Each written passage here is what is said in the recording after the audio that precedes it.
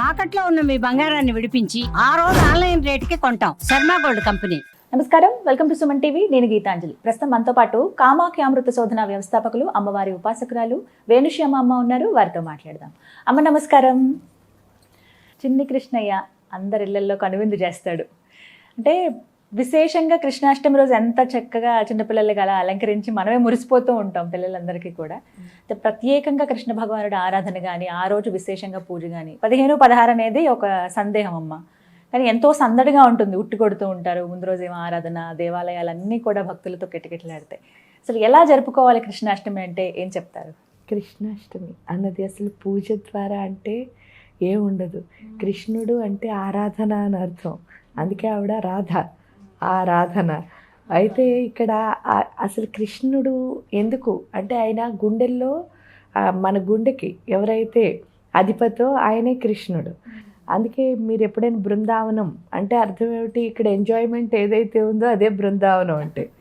బృందావనం అంటే ఏంటి? ఇక్కడ పూర్తిగా కదంబవనం ఏదైతే ఉందో ఈ అనాహత చక్రమే బృందావనం. ఇక్కడికి వచ్చేసరికి ఏంటి అంటే కృష్ణుడికి చాలా అంటే వెన్న పెట్టడం, పూజ చేయడం, ఇదంతా మనం ఏది చేసినా సరే అన్నిటికంటే ఏంటి అంటే కృష్ణుడితో చాలా ఆరాధించడం అంటే ప్రేమించడం అని అర్థం. ఇక్కడ ఆ ప్రేమ, అందుకే ఆవిడ పేరు రాధ. రాధ అంటే ధార అని అర్థం. ఏం ధార అంటే అంటే మీరు ఎప్పుడైనా సాంస్క్రిట్లో చూసినప్పుడు మనం చతుష్టష్టి ఉపచారాలు అంటారు. అంటే అర్థం ఏమిటి? 46 ఉపచారాలని కాదు, 64 ఉపచారాలు. అంటే అటు దిట్టు ఇటు దట్టు చెప్తాం సంస్కృతంలో. ఇక్కడ రాధ అన్న అదే అర్థం. ధార, ఏ ధార అంటే ప్రేమ అనే ధారని ఎవరైతే కురిపిస్తారో అదే రాధ. ఇక్కడ కృష్ణ ఉపాసన అన్నది చేసినప్పుడు ఏంటి అంటే గుండెకి మామూలుగా ఏ గుండె అయినా సరే ఈ గుండెకున్న లక్షణం పేరు ఏంటంటే ఆశించే లక్షణం ఉంటుందిట. అంటే ప్రతిదీ ఎక్స్పెక్ట్ చేస్తూ ఉంటుందన్నమాట.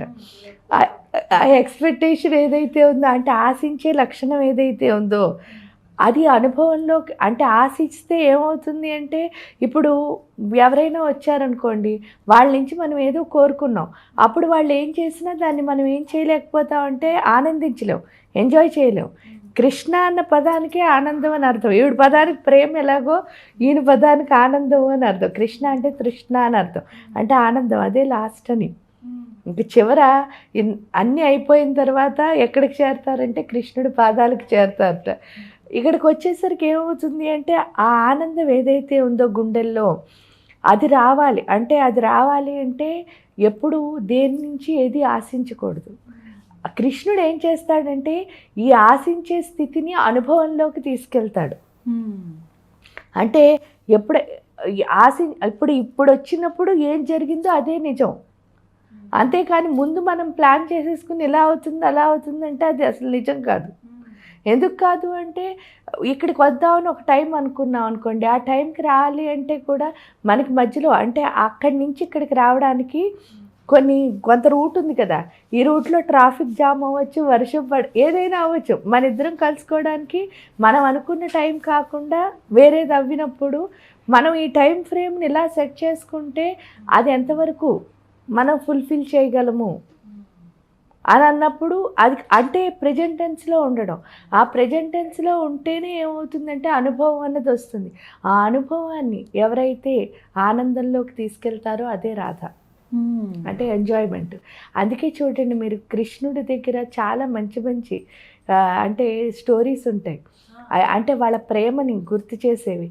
అందులో ఒకటి ఏంటి అంటే బృందావనం వెళ్తే ఎప్పుడైనా అందులో ఒక చింత చెట్టు ఉంటుంది. ఆ ఊరు మొత్తానికి ఒకే ఒక చింత చెట్టు ఉంటుంది. దాన్ని ఏంటంటారంటే ఇవిలి ఏదైతే ఉందో అది ఒక్కటి ఉంటుంది.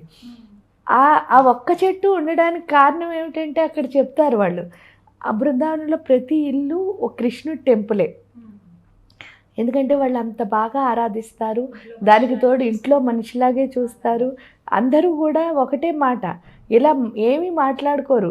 ఏం పక్కకు వెళ్ళంటే రాధే రాధే అంటారు, ముందుకు రా అంటే రాధే రాధే అంటారు. ఈ అంటే ఆ భూమి అక్కడ కాలు పెట్టగానే చాలా మెత్తగా అనిపిస్తుంది అన్నమాట భూమి మొత్తం.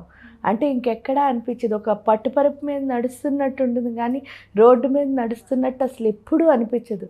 ఎందుకు అని అనుకుంటే అక్కడ ఆ రాధే రాధే అన్న మంత్రజపం ఎంత బాగా జరుగుతుందో, ఆ భూమి అంత మెత్తగా అయిపోయింది. అయితే ఆడకి వెళ్ళి ఈ ఇమిలి వృక్షం ఏంటి అంటే ఒకరోజు ఏమవుతుందిట, కృష్ణుడు కనిపించడు రాధకి చాలాసేపు.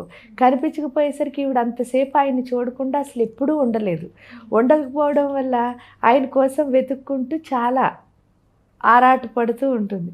ఉండి ఇంకా ఏం చేస్తుందిట, ఒక చోట కూర్చుని ఆవిడ కృష్ణ కృష్ణ అని తపస్సు చేస్తుంది. ఈ ఏదైతే ఉందో చింత చెట్టు కింద తపస్సు చేసేసరికి ఏమవుతుంది అంటే ఈవిడ కృష్ణ కృష్ణ అని తలుచుకోవడంలో ఈవిడ శరీరానికి ఉన్న బంగారు కాంతి, అంటే ఈ శరీరం ఎలా ఉంటుందంటే గోల్డ్ కలర్లో ఉందిట. ఉన్నది కాస్త ఆవిడ కృష్ణుడిని తలుచుకోవడంలో ఏమైందిట, నీలి రంగులోకి ఈవిడ మారిపోయింది. బంగారు కాంతి అంతా మారిపోయేసరికి ఆయన ఈవిడికి ప్రత్యక్షం అవుతారు. ప్రత్యక్షం అయ్యి ఆవిడ రాధ అనేసరికి ఈయన్ని చూడగానే ఆవిడ ఏంటి అంటే లేచి ఒక్కసారి పరిగెట్టి ఆయన్ని దగ్గరికి వెళ్ళడానికని పరిగెడతారు. పరిగెట్టేసరికి అక్కడ చింత కాయ ఏదైతే ఉందో అది పండింది కింద పడి ఉంటుందిట. అది చూసుకోకపోతే ఏమవుతుందంటే కాలు జారి పడబోపితే అమ్మని ఈయన పట్టుకుంటారనమాట. పట్టుకుని ఆయనకి చాలా కోపం వస్తుందిట. నా రాధను పాడేద్దాం అనుకున్నవారు మరి కోపం వచ్చి ఆయన ఏం చేస్తాడట అంటే ఈ బృందావనంలో అసలు చింత చెట్టే ఉండకూడదు అని చెప్పిస్తాడు. అందుకనే చెప్పిస్తే అప్పుడు ఆవిడ అంటుందట, మరి మన కలిపింది ఈ చెట్టే కదా స్వామి, నువ్వెందుకు అలా చేసావు అని అన్నప్పుడు ఆయన చెప్తాడట, ఈ బృందావనానికి ఒక్క చింత చెట్టు ఉంటుంది, ఇంక చింత చెట్లు ఉండవు, అందుకని ఆ ఊర్లో ఆ ఒక్క చింత చెట్టే ఉంటుంది. అలా ఏది చూసినా సరే అసలు అక్కడ ఉన్న విశేషమే ఎంత అందంగా ఉంటాయంటే అసలు మనం చెప్పలేనంత బాగుంటాయి అక్కడ కథలన్నీ. అంటే అంత మధురంగా వింటూ ఉంటే, అందుకే మధుర భక్తి అన్నది చాలా చాలా ఇంపార్టెంట్ అక్కడ. ఎందుకు ప్రతి దాన్ని మనం ఎంజాయ్ చేయాలంటే అనుభవం రావాలంటే ఎక్స్పెక్టేషన్స్ పోవాలి. కృష్ణుడు ఏంటంటే ఆశించే లక్షణం నుంచి మనకి అనుభవంలోకి తీసుకెళ్తే రాధమ్మ దాన్ని ఆనందం కింద మారుస్తుందన్నమాట. చూసారు, 3 ఆల ఫార్ములా అక్కడ. ఫైనల్గా కృష్ణ అంటే ఆనందం. ఆ కృష్ణుని మనలో ఎప్పుడైతే నిలుపుకున్నామో ఆనందంగా ఉంటాం. అంటే ఇంట్లో పూజ చేసుకున్నా చేయకపోయినా ఒకసారి కనీసం మందిరానికి వెళ్ళి అలా ధ్యానంలో కూర్చున్నా రాధాకృష్ణ దర్శనం అయితే ఖచ్చితంగా అవుతుంది. తమ ఆ రోజు మామూలుగా ఇంట్లో ఒకవేళ చేసుకోవాలనుకునే వాళ్ళకి ఏదన్నా ఒక చిన్న విధానం చెప్పండి. అంటే మంత్రం కానీ ఏదైనా మంత్రం గోవింద అని అనుకోవచ్చు, క్లీం కృష్ణాయ అని అనుకోవచ్చు. చక్కగా గోవింద అన్న కృష్ణ అన్నీ ఆయన పేర్లే. లేదా రాధే కృష్ణ అని అనుకుని చేయడం ద్వారా కూడా. ఎందుకంటే ఇక్కడ కృష్ణుని తలుచుకుంటే రాధమ్మ మన లోపలికి వస్తుందిట, రాధను తలుచుకుంటే కృష్ణుడు అనుగ్రహిస్తాడట. వీళ్ళిద్దరూ కాలి అని ఎవరైనా అనుకుంటే గురువుని తలుచుకోవాలని చెప్తారు. అంటే ఈ 3 ఒక ట్రయాంగిల్లా ఉంటాయన్నమాట.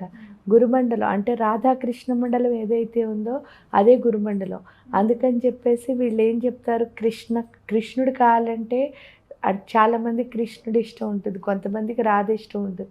రాధ కావాలనుకున్న వాళ్ళు కృష్ణుడు కావాలనుకున్న వాళ్ళు రాధని, ఇద్దరూ కావాలనుకున్న వాళ్ళు గురువుని ప్రార్థించాలని చెప్తారు అన్నమాట. ఈ విధంగా స్మరించుకోవచ్చు. చక్కగా వివరించారు. కృష్ణాష్టమి అంటే ఇట్లా జరుపుకోవాలి. అసలు ముందు కృష్ణ తత్వం గురించి తెలుసుకొని ఆ భక్తిలో ఉండాలి. ధన్యవాదాలమ్మా.